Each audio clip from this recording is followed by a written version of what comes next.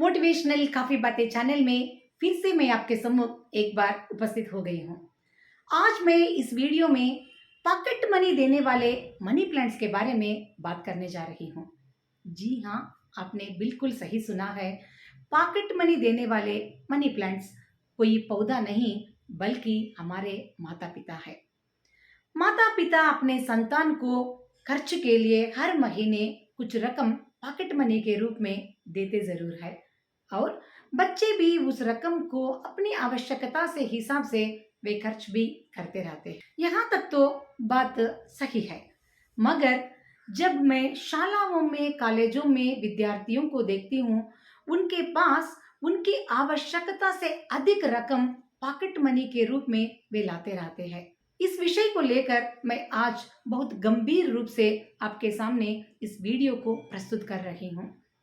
आवश्यकता से अधिक रकम विद्यार्थियों को, मुख्यतः युवा वर्ग को गुमराह जरूर कर देता है और वे लोग इस रकम को लेकर वीडियो गेमिंग के ऊपर खर्च करते हैं या तो अनेक ऐसे बुरे मार्गों पर जाने के लिए भी उपयोग करने लगते हैं। तो यहाँ अभिभावकों को यानी पेरेंट्स को या जो लोग पॉकेट मनी देते हैं उनको तनिक रुककर सोचना होगा कि आखिरकार वे पॉकेट मनी क्यों दे रहे हैं।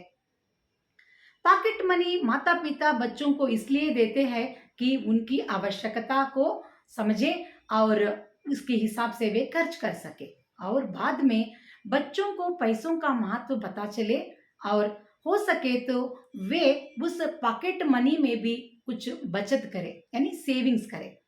ये तो अच्छी कल्पना है और अच्छा सोच भी है कि बच्चों को पैसों का महत्व समझाना हमारा ही कर्तव्य बनता है।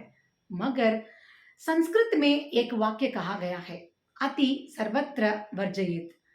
आवश्यकता से अधिक जो भी है हमारे पास वो हमारे लिए हानिकारक ही हो जाता है, चाहे वे कपड़े हो या गहने हो या किसी भी विषय को लेकर हम इस वाक्य को लागू करके देख सकते हैं, अति सर्वत्र वर्जयेत।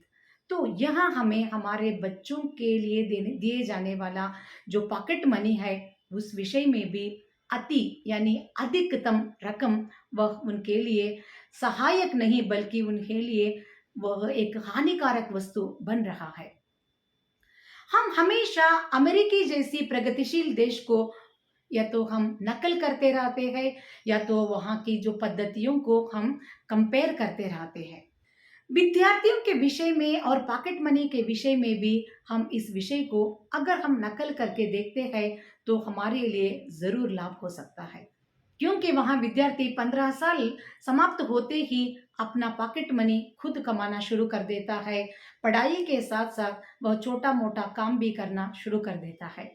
मगर यहाँ हमारे भारत में विद्यार्थी को ग्रेजुएशन यानी स्नातकतर या उसके ऊपर भी जहाँ तक विद्यार्थी पढ़ता है वहां तक माता पिता ही उसके ऊपर पढ़ाई के ऊपर भी खर्च करते हैं और पढ़ाई के साथ साथ उनकी आवश्यकता के लिए पॉकेट मनी भी देते रहते हैं। साथ में हर साल पॉकेट मनी देने का जो विधान भी थोड़ा बहुत बढ़ता जाता है।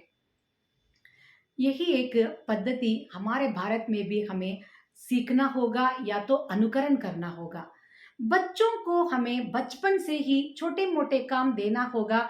जब वे काम खत्म कर देते हैं तभी हम उसको थोड़ा रकम पॉकेट मनी के रूप में जब देते हैं तब बच्चे पैसों का महत्व भी जानते हैं और उनको किस प्रकार से बचत करना वहां से वे सीख भी लेते हैं। हमारे भारत में डिग्निटी ऑफ लेबर की बात हम करते हैं, मगर हमारे बच्चों को पेट्रोल बंक में काम करने के लिए हम तैयार नहीं है या तो हम उनको किसी होटल में काम करने के लिए नहीं भेजते या छोटे मोटे नौकरियों को भेजने के लिए भी हम तैयार नहीं है। सिर्फ हम पॉकेट मनी देना चाहते हैं और उनको पढ़ने की बात कहते रहते हैं, जबकि उनको सिर्फ पॉकेट मनी के रूप में पैसे मिल रहा है और आप सोच रहे हैं कि वह पॉकेट मनी को लेकर अधिक से अधिक पैसों के मूल्यों को समझेगा और बचत भी करेगा। डिग्निटी ऑफ लेबर को हमें बचपन से ही बच्चों को सिखाते हुए पॉकेट मनी जब हम देते हैं तब हमारे जो मन की जो संकल्पना है पैसों के महत्व को बच्चे अच्छे तरह से समझ पाएंगे और उसको बचत करना भी खुद वे सीख पाएंगे। और हम सब यह सुनते हैं कि टाइम इज मनी, समय को भी पैसों के समान किस प्रकार से उन्हें उपयोग करना है, साथ में हमें समझाना ज़रूर होगा। क्योंकि चाहे हमें पैसों को खो लिया तो भी हम कमा सकते हैं, मगर खोया हुआ समय को कभी भी हम फिर से प्राप्त नहीं कर सकते। तो हम सिर्फ पॉकेट मनी देने तक मात्र हमारा कर्तव्य नहीं बनता, मगर बच्चे उस रकम को किस प्रकार उपयोग कर रहे हैं उसके ऊपर भी एक आंक हमें ज़रूर रखना होगा। बस यही एक उत्तम विचार मैं आपके सामने इस वीडियो के द्वारा बांटना चाहती थी। और अगले हफ्ते एक नए विषय को लेकर मैं आपके सामने ज़रूर उपस्थित हो जाऊंगी। तब तक के लिए मुझे अनुमति दीजिए।